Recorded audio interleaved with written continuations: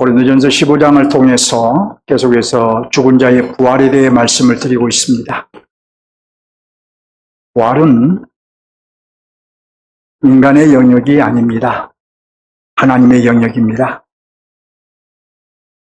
과학이라는 이름으로 우리가 이 부활을 설명하려고 해서는 안 됩니다. 창조주 하나님의 영역이기 때문에 하나님의 말씀을 통해서 이해하고 깨닫고 고백해야 할 것입니다. 그래서 부활은 내가 하는 것이 아니라 하나님에 의해서 일어나는 일인 것입니다. 그런데도 사람들은 이 신의 영역인 부활을 이성과 과학으로 설명하려고 합니다. 하지만 이성과 과학으로는 결코 신의 영역을 설명할 수 없고 증명할 수 없습니다. 자연과학이 아무리 발달해도 하나님의 존재는 증명할 수 없고 하나님의 창조도 증명할 수 없고 예수 그리스도의 성육신도 결코 증명할 수 없고 또 그리스도의 부활과 우리의 부활도 증명할 수 없는 것입니다. 하나님의 존재와 하나님께서 하신 일들은 우리 입장에서는 믿음의 영역인 것입니다. 부활을 이성과 과학의 잣대로 판단하려고 하지 마시고 성령의 역사로 하나님의 은혜로 믿을 수 있기를 기도하시기 바랍니다. 이런 태도가 하나님은 무한하신 창조주요 우리 인간은 무한한 피조물임을 인정하는 태도인 것입니다. 이제 오늘 본문으로 들어갑니다. 죽은 자의 부활에 대해 말하고 있는 사도는 오늘 본문에서는 고린도인들의 예상되는 질문과 그에 대한 답을 합니다. 고린도인들의 예상되는 반문이란 무엇일까요? 사도는 오늘 본문에 이르기 전에 죽은 자의 부활을 거듭 강조했죠. 지난주 강론만 보아도 이제는 죽은 자의 부활을 믿으라 이렇게 말을 했어요. 죽은 자의 부활이 있느니 없느니 더 이상 논쟁하지 말고 믿으라고 말했던 것입니다. 우리 같으면 여기에서 이상 끝이라고 마무리했을 터인데 사도는 그렇지 않고 계속 이어갔습니다. 고린도인들의 반문을 예상하고 그에 대한 답을 준 것입니다. 그것이 바로 오늘 본문입니다. 사도가 예상한 고린도인들의 반문은 두 가지입니다. 이제 여러분 성경을 보시기 바랍니다. 35절을 보십니다. 누가 묻기를 죽은 자들이 어떻게 살아나며 두 번째로는 어떠한 몸으로 오느냐 하리니 이렇게 고린도인들이 물을 거라는 거예요. 사도는 두 가지 반문을 예상한 것입니다. 첫째로 죽은 자들이 어떻게 부활할 수 있느냐는 반문을 예상한 것입니다. 둘째로는 어떤 몸으로 부활할 수 있다는 말이냐라고 이런 반문을 예상한 것이에요. 첫 번째 반문은 부활의 방법에 대한 반문이고 두 번째 반문은 부활의 몸에 대한 문제이죠. 두 개의 반문을 예상한 사도는 이제부터 그에 대한 답을 시작합니다. 부활이 어떻게 일어나는지 부활의 방법과 또 부활이 무슨 몸으로 일어나는지 이 부활의 몸에 대해서 답을 시작합니다. 사도의 답을 한번 같이 보겠습니다. 본문 36절을 봅니다. 무슨 말로 시작한가요? 어리석은 자여라는 말로 시작하죠. 사도는 그들을 어리석은 자라고 했어요. 어리석은 자라 이렇게 말한 것은 겨우 사람의 머리에서 나온 철학을 내세워 하나님의 종말론적 작정을 부정했기 때문이에요. 유한한 피조물이 전능하신 창조주의 말씀을 판단하는 것은 그렇습니다. 실로 어리석은 자인 것입니다. 이어서 사도는 답을 시작합니다. 먼저 식물을 예로 들어 설명합니다. 36절을 계속 봅니다. 내가 뿌리는 씨가 죽지 않으면 살아나지 못한다고 하지요. 맞는 말이지요. 농부가 뿌린 씨앗이 죽어야 새로운 싹으로 나오잖아요. 37절을 봅니다. 내가 뿌리는 것은 장래의 형체를 뿌리는 것이 아니요 다만 밀이나 다른 것의 알맹이 뿐이라고 하지요. 그렇습니다. 농부가 뿌리는 것은 다 자란 것이 아니라 곡식이나 씨앗을 뿌립니다. 그 다음에 38절을 볼까요? 하나님이 그 뜻대로 그에게 형체를 주시되 각 종자에게 그 형체를 주신다고 하지요. 이것도 맞는 말이죠. 농부는 무엇을 뿌리든 씨앗을 뿌리지만 하나님은 밀에는 밀에 맞는 형체를 주시고 보리에는 보리에 맞는 형체를 주시고 콩에는 콩에 맞는 형체를 주시잖아요. 다음으로 사도는 이제 육체를 예로 들어 설명합니다. 39절을 볼까요?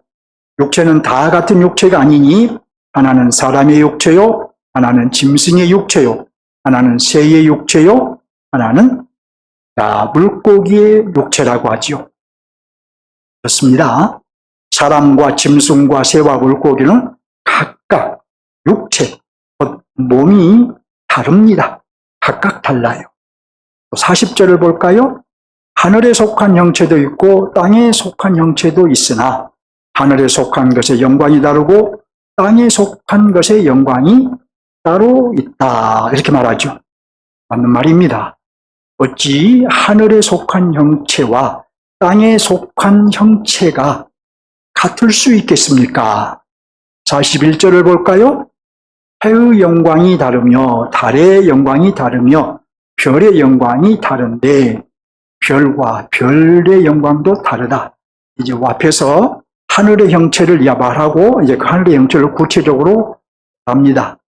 해의 영광도 달의 영광도 별의 영광도 있는데 각각 다르다는 거예요. 해와 달과 별은 다 하늘에 속한 형체이지만 동일하지 않고 다양하며 또 모든 별들도 그 수많은 별들도 동일하지 않고 다양합니다. 이 다양함을 두고 각각 영광이 다르다고 말한 것이에요. 지금까지 사도는 식물도 동물도 그 몸이 각각 다르다고 했습니다. 하늘에 속한 것들도 동일하지 않고 다르다고 했습니다. 다양하다고 했어요. 하나님께서 각각 다르게 만드시고 다양하게 만드셨다는 것입니다. 이제 이어서 사도는 죽은 자의 부활을 말합니다. 죽은 자의 부활이 어떠하다고 말한가요? 본문 42절을 봅니다. 뭐라고 시작한가요? 죽은 자의 부활도 그와 같으니 라고 하지요. 근데 죽은 자가 어떻게 부활한다는 말인가요? 42절 중반절을 봅니다. 썩을 것으로 심고 썩지 아니할 것으로 다시 살아난다고 하지요. 네, 맞는 말입니다. 뿌려진 씨앗은 썩고 하나님께서 다시 나오게 하시듯이 우리의 육체는 흙으로 돌아가 썩고 하나님께서 부활하게 하십니다. 또 죽은 자가 어떤 몸으로 부활한다는 말일까요? 43절을 보시기 바랍니다. 먼저 욕된 것으로 심고 영광스러운 것으로 다시 살아난다고 하지요. 이어서 약한 것으로 심고 강한 것으로 다시 살아난다고 하지요. 그렇습니다. 죄악으로 인해 질병이나 늙음 등 이런 결핍에 빠질 수밖에 없는 욕되고 약한 육체는 결국 흙으로 돌아가고 하나님께서 영광스럽고 강한 몸으로 부활하게 하십니다. 또 41절을 볼까요?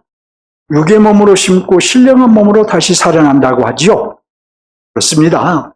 현재의 이 자연적인 몸은 부모로부터 물려받은 몸은 흙으로 돌아가고 하나님께서 신령한 몸으로 부활하게 하십니다. 그럼 과연 신령한 몸이 있을까요? 신령한 몸 하는데 그 신령한 몸이 있을까요? 44절 하반절을 봅니다. 육의 몸이 있은즉 또 영의 몸도 있느니라 이렇게 말하죠. 동물들의 육체가 각각 있듯이 사람의 몸도 현재의 몸이 있고 부활 때에 입게 될 영의 몸이 따로 있다는 것입니다.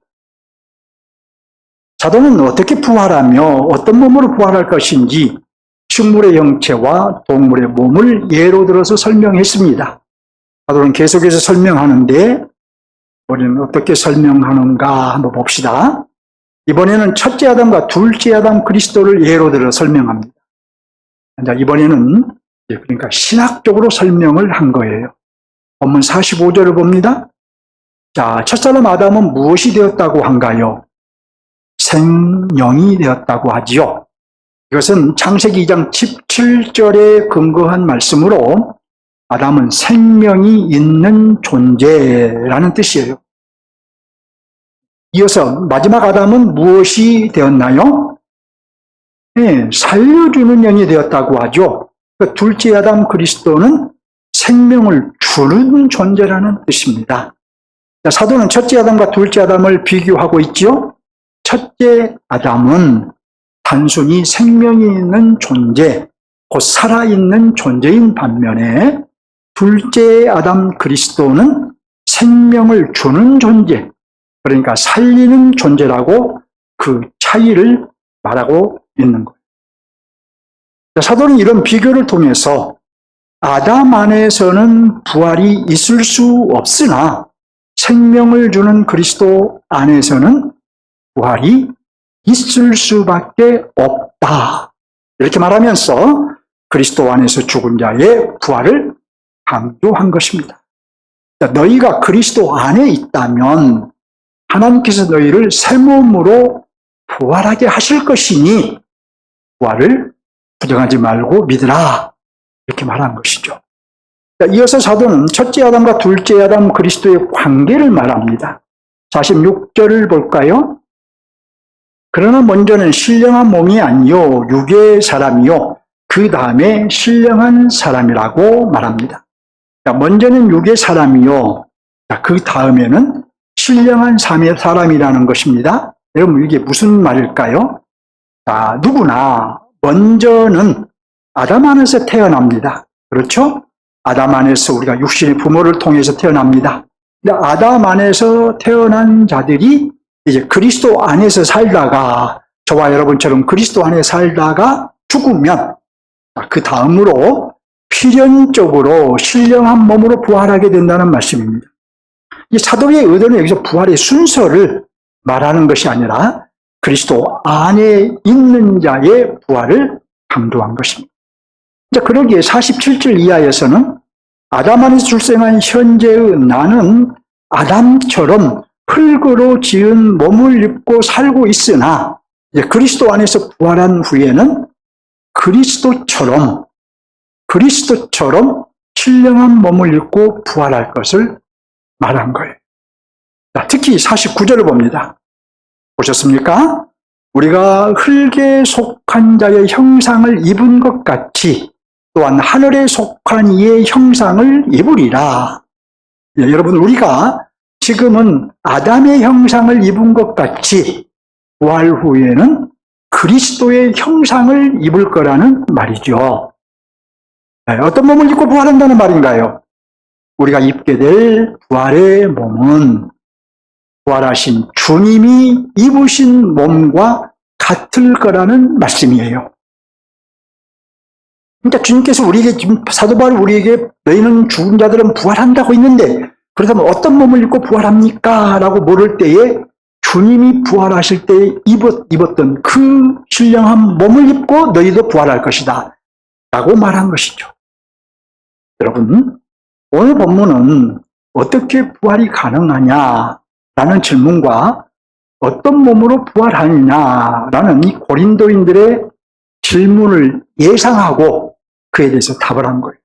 사도의 첫 번째 답은 씨앗을 심으면 씨앗은 썩고 거기에서 다시 나오듯이 그와 같은 방식으로 우리의 욕되고 연약한 육체는 흙으로 돌아가 썩고 주님 강림하실 때에 부활할 것이라는 것입니다. 또 사도의 두 번째 답은 짐승들마다, 동물들마다 각각 알맞는 육체가 있듯이 부활한 사람도 그에 알맞는 몸을 입게 된다는 것입니다. 여러분, 우주여행을 하려면 지금 우리가 입고 있는 이 옷을 입고는 우주여행을 할 수 없어요. 우리가 우주복을 입고 우주여행을 해야 됩니다. 그와 같다는 것입니다.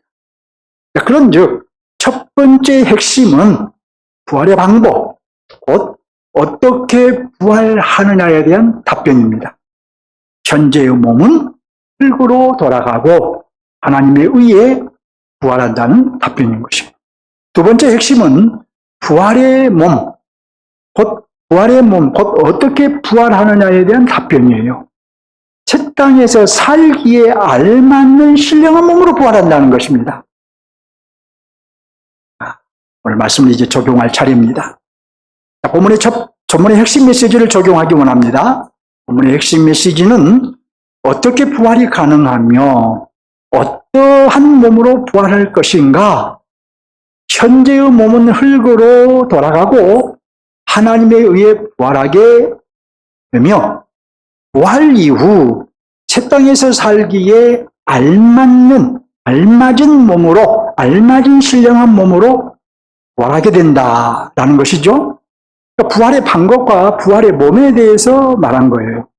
사도가 지난주에는 이제는 죽은 자의 부활을 믿으라, 이렇게 계단에 비유하면 네 번째 계단에 올라서라고 촉구했다면, 오늘 본문에서는 죽은 자는 이런 방법으로 부활하고 또 이러한 몸으로 부활한다면서 이제 다섯 번째 계단에 올라서라고 촉구한 거예요. 따라서 우리도 생각해 보기 원합니다. 여러분은 다섯 번째 계단에 올라섰나요? 어떤 상황에서도 흔들리지 않고 부활을 확신하신가요? 혹시 아직도 어떻게 부활이 가능하냐며 묻고 있지는 않나요? 또 어떤 몸으로 부활하게 되느냐며 부활을 의심하고 있지는 않나요? 아직도 약간의 의심이 남아있나요? 그렇다면 여러분 기억하십시오. 이미 앞에서 살펴보았듯이 농부가 심은 것은 씨앗, 곧 알갱이를 심지만 하나님이 그의 뜻대로 각각에 맞는 형체를 주십니다. 밀이든 보리든 콩이든 각각에 맞는 형체를 주시는 분은 하나님이셔요. 우리가 주목할 것은 무엇인가요? 밀이든 콩이든 각각의 형체는 하나님께서 주신다는 것입니다. 현대과학이 아무리 발달해도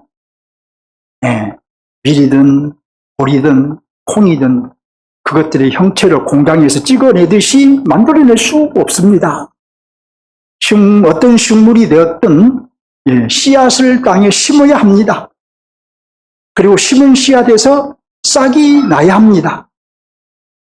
물론 씨앗을 심고 싹이 난다고 해서 다 되는 것은 아니죠. 아무리 좋은 씨를 뿌려도 비가 오지 않고 일조량이 적절하지 않으면 자랄 수 없습니다. 결국 씨앗이 자라서 본연의 형체를 갖추는 일에는 전적으로 하나님의 손길이 필요합니다.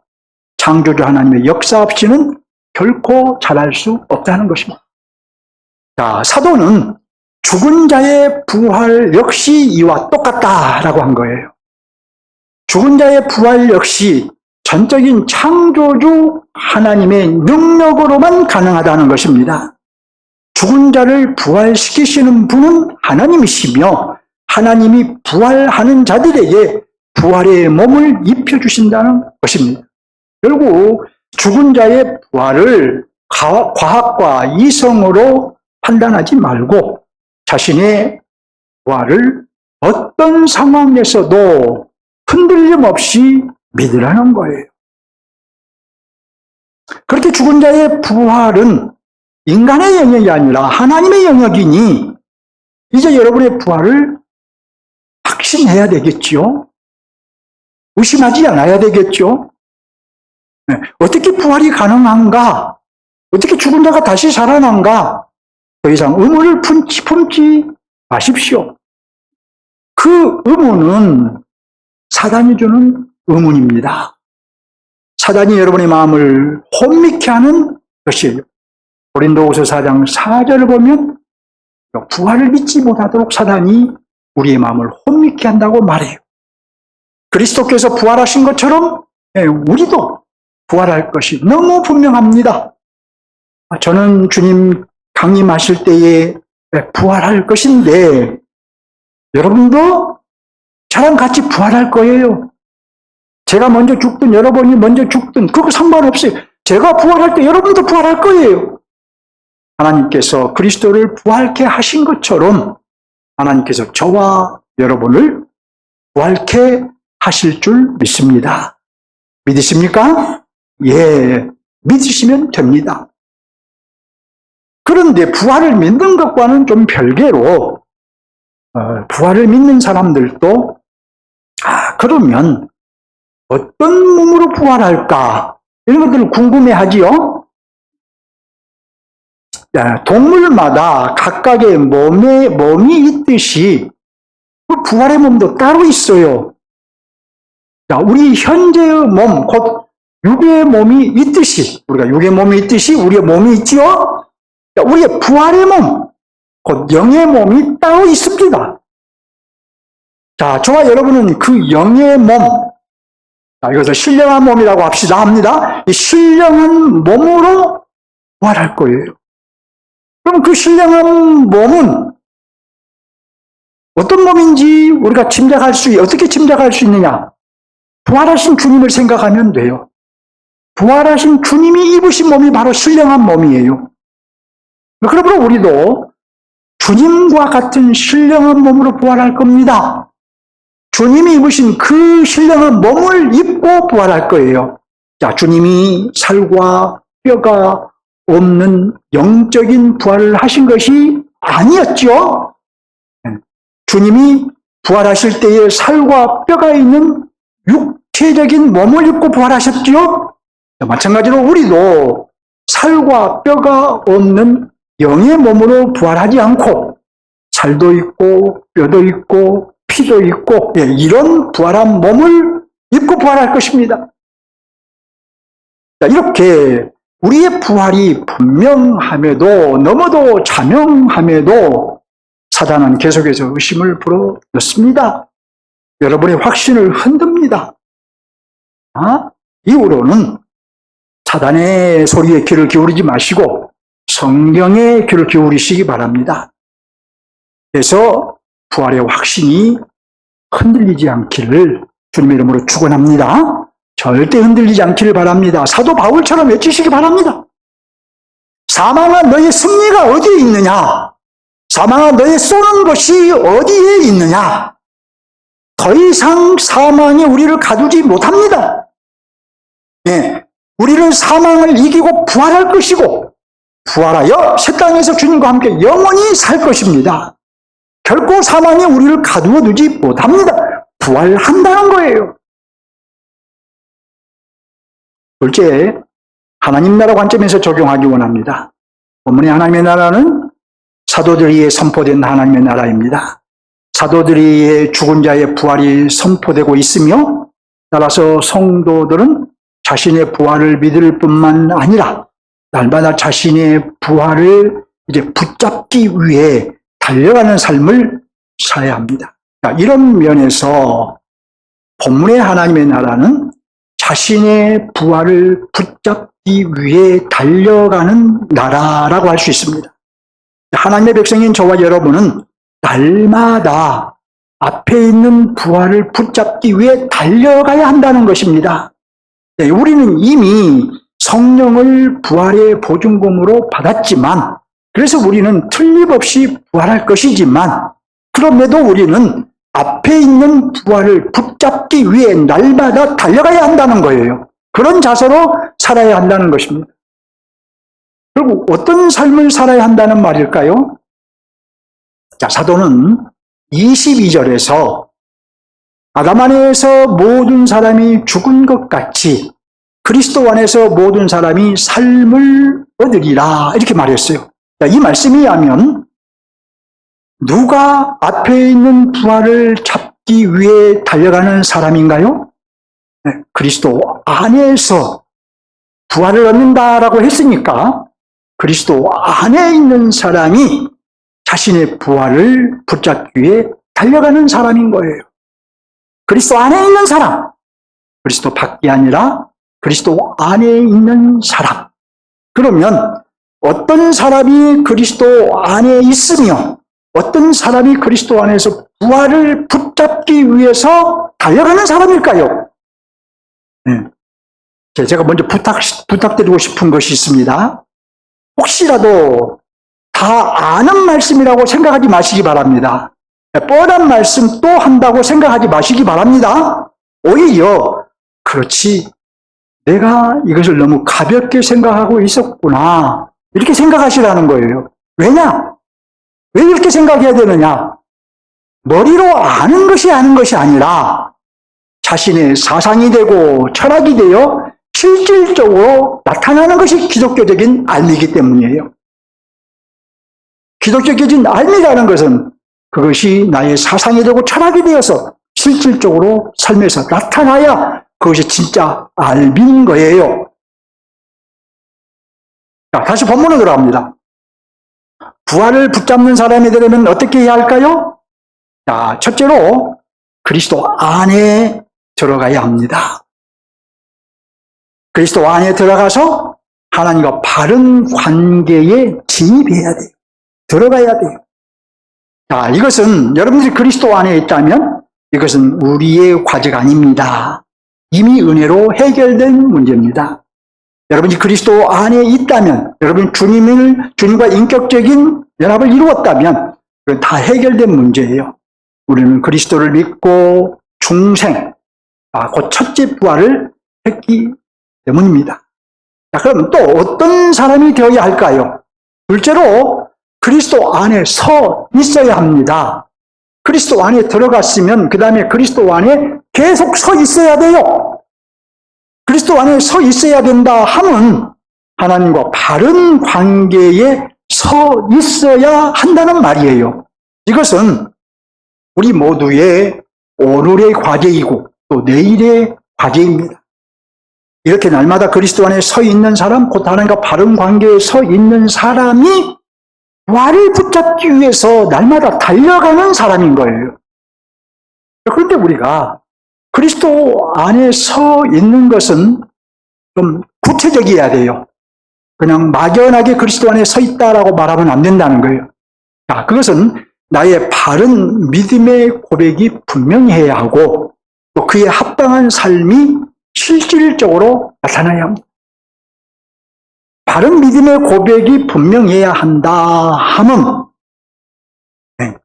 그리스도께서 세우신 새 언약으로 하나님은 나의 아버지가 되시고 나는 하나님의 자녀라는 고백, 그리스도의 십자가의 구속으로 나는 하나님의 백성이 되었다는 고백, 성령의 인도하심을 받을 수 있다는 고백, 이런 언약적인 믿음의 고백이 분명해야 된다는 것입니다. 이런 고백을 분명하게 하면서 살아야 된다는 거예요. 나는 언약적인 고백이 분명한지 생각해 보시기 바랍니다. 그리고 합당한 삶이 나타나야 된다 하면 나의 유익보다 하나님의 영광을 우선하는 삶, 내 생각이나 계획과는 달라도 그리스도의 말씀에 순종하는 삶, 오늘도 내일도 성령의 통치를 받는 삶, 바로 이러한 언약적인 삶이 뚜렷해야 한다는 거예요. 그러니까 나는 언약적인 삶이 뚜렷한가? 한번 돌아봐야 되겠죠. 자, 이렇게 바른 믿음의 고백을 할 뿐만 아니라 그의 합당한 삶을 실질적으로 나타내는 성도가 자신의 부활을 붙잡기 위해서 달려가는 사람인 거예요. 저나 여러분이나 우리의 신앙적인 면과 인격적인 면을 진지하게 성찰해 보아야 되겠지요. 내 신앙적인 면은 바른 고백을 하고 있는가? 내 인격적인 삶의 부분은 어떠한가? 진지하게 성찰을 해야 할 것입니다. 그래서 여러분들 우리가 말씀을 받을 때 또 여러분들이 묵상할 때도 항상 신앙과 인격에 초점을 맞추는 것이 좋습니다. 자, 이제 좀 더 구체적으로 적용해 볼까요? 자, 여러분의 믿음의 고백은 한결같은가요? 좋은 환경에서도 안 좋은 환경에서도 특별히 악한 환경에서도 나는 주님을 믿습니다 라고 고백을 하신가요? 누군가 여러분이 신앙생활 한다는 것을 조롱해도 바른 믿음의 고백을 할 수 있나요? 감당하기 힘든 아주 극한 상황에서도 예수 그리스도는 하나님이시고 여러분의 구주이심을 고백할 수 있나요?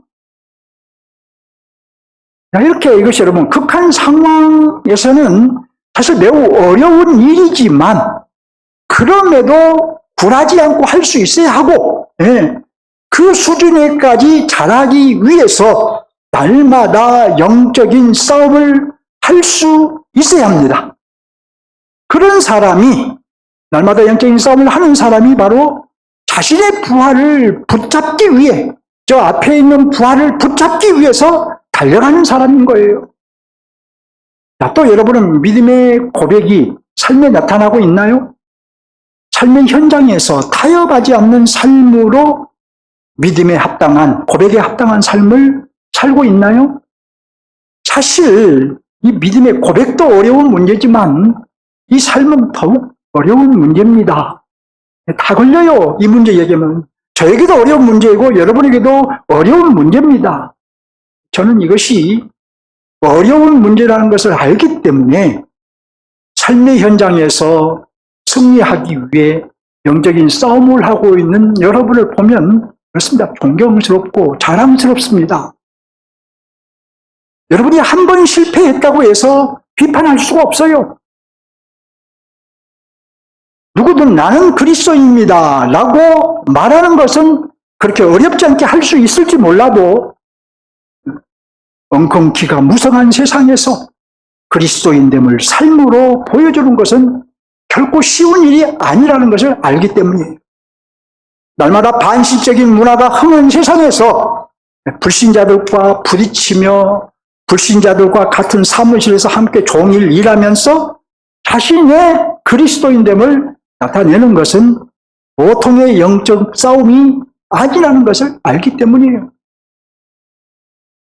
부부 사이에도 남편이 또는 아내가 아주 철저하게 무신론자이라면 그 안에서 주님을 고백하며 산 것이 쉬운 일이 결코 아니라는 것을 압니다.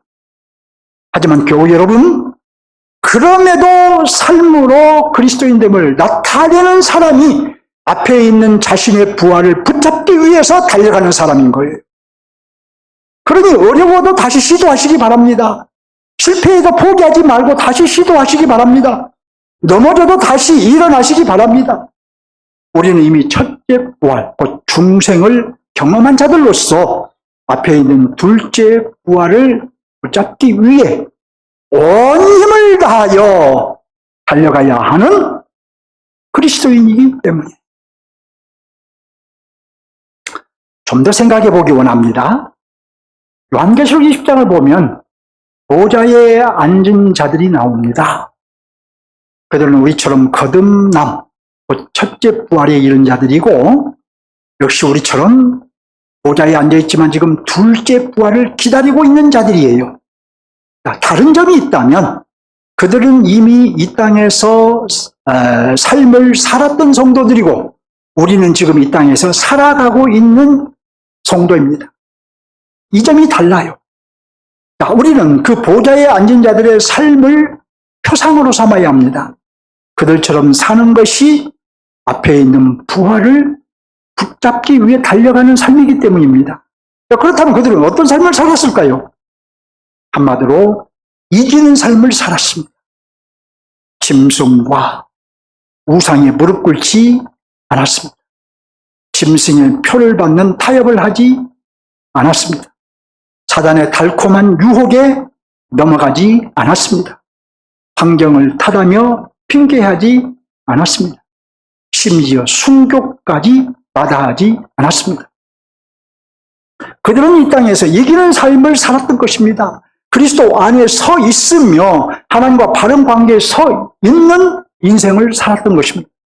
자신들의 부활을 붙잡기 위해서 달려가는 삶을 살았던 것이에요. 그들은 이기는 삶을 나타내므로 자신들의 부활을 붙잡았던 것입니다. 하나님과 바른 관계에 서 있는 삶에서 나의 부활의 풍부한 소망, 강력한 소망, 영원한 소망, 그 소망이 그들을 이끌어갔던 것이에요. 여러분, 그리스도 안에 서 있으시기 바랍니다.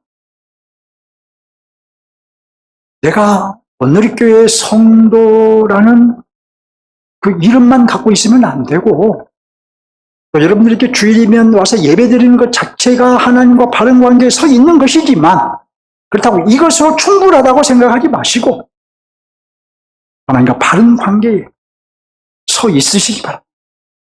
여러분의 부활을 붙잡기 위해 달려가는 삶을 사시라는 겁니다. 어떤 경우에도 달려가는 것을 포기하지 마시기 바랍니다. 이런저런 핑계대지 마시기 바랍니다. 뒤로 물러나지 마시기 바랍니다. 이를 위해서 한 말씀만 더 드리고 마치겠습니다. 우리가 자주 놓치는 것이 하나 있어요. 그건 우리는 이 현실 세계만 보고 저 너머에 있는 세계를 보지 않는 것입니다. 자, 여러분 앞에 있는 갈림길을 보시기 바랍니다. 예. 우로 가는 길과 좌로 가는 길이 보이지 않나요? 여러분 앞에 놓여 있는 길, 그 길이 지금 우로 가는 길과 좌로 가는 길로 나누어지고 있지 않나요? 주 예수께서 계신 위로 올라가는 길과 사단이 갇혀있는 저 무저갱으로 내려가는 길이 보이지 않나요? 여러분은 그 두 길을 보고 있잖아요. 말씀을 통해서 듣고 여러분이 영적인 눈으로 보면 보이잖아요. 그런데 어찌하여 보고도 두려워하지 않으신가요? 어찌하여 앞에 있는 부활을 붙잡기 위해 달려가는 삶을 살지 않으신가요? 우리 모두 이 땅에서 이기는 삶을 삶으로 우리 모두 함께 부활하여 새 땅에서 영원히 살기 바랍니다. 그때는 저는 여러분을 보고 여러분은 저를 보고 이 땅에서 함께 교회를 이루며 함께 신앙생활했던 삶을 추억하며 함께 기쁨을 누릴 것입니다. 무슨 말인지 한번 들어보실래요? 자, 저는 가끔 타임머신을 타고 어린 시절로 돌아가 봅니다. 그때마다 그 시절의 일들을 추억하면 기분이 좋아지는 것을 느낍니다. 희한한 것은 친구들과 싸웠던 일도 그냥 웃음이 나옵니다. 그걸 생각하면. 여러분도 아마 그럴 거예요. 얼마 전에는 아내와 통일동산에 가서 어린 시절을 추억하며 연을 날려봤습니다. 아마 제 또래인 분들은, 시골에 사셨 분들은 다 연을 날려본 경험이 있을 거예요. 정말이지 신이 났습니다. 지금도 생각하면 신이 나요. 또 연을 날리려고 그 연을 지금 차 트렁크에 넣어뒀어요. 우리가 새 땅에 들어가서 이 땅에서 삶을 추억하면 신이 날 거예요. 신이 날 겁니다. 남편이나 아내가 지금은 마땅 자라도 새 땅에서는 결코 기분 나쁘지 않고 웃음이 나오는 추억이 될 것입니다. 새 땅은 남편과 아내가 존재하지 않는 세계이지만 그래도 만나면 서로를 알아보고 이 땅에서 남편과 아내로 살았던 삶을 추억할 것입니다. 아마도 싸웠던 일도 웃으면서 추억할 것입니다. 부모와 자녀로 살았던 삶을 추억할 것이고 또 한 교회를 이루며 살았던 삶을 추억하며 즐거워할 것입니다. 어떤 분은 설마라고 생각할지 몰라도 분명 이 땅에서의 모든 삶을 추억하며 우리는 새 땅의 삶을 살아갈 거예요.